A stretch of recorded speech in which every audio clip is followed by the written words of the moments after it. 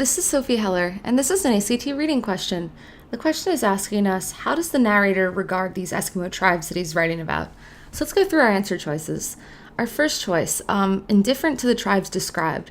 So this isn't going to be right because he doesn't show any indifference. In fact, he's pretty excited to talk about these tribes. So he refers to the account of the tribes as a valuable account of the ceremonies, and he calls different festivals important, and he talks about their hearts being good towards each other and tribes being friendly with each other. So he's probably not going to be indifferent. He seems, in fact, pretty positive towards the tribes.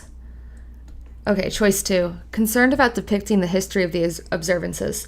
So he's not really talking about the history. He's talking more about how these Eskimo rituals are celebrated in modern life. So we only mentioned that in these months there are certain festivals, but then he goes on to describe how these festivals are carried out in modern day life. So it's not going to be good. Choice 3, presenting the information from both a historical and a current point of view. So he definitely presents it from a current point of view, but he also does talk about how things used to be in the past. So even though it's not, so choice 2, it's not really about the history of the observances, but he talks about how some of these things, these festivals have changed over time. So this is going to be pretty good. Choice number 4 is bad because it says dismissive about superstitious beliefs and concerned only about presenting the factual information.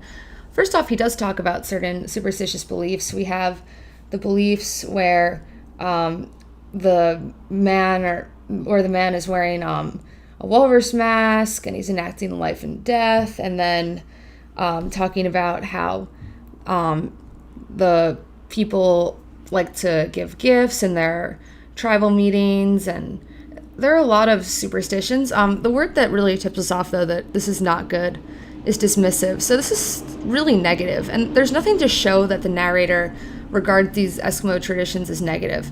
So this is going to be bad for those reasons. So choice 3 is the only answer that fits.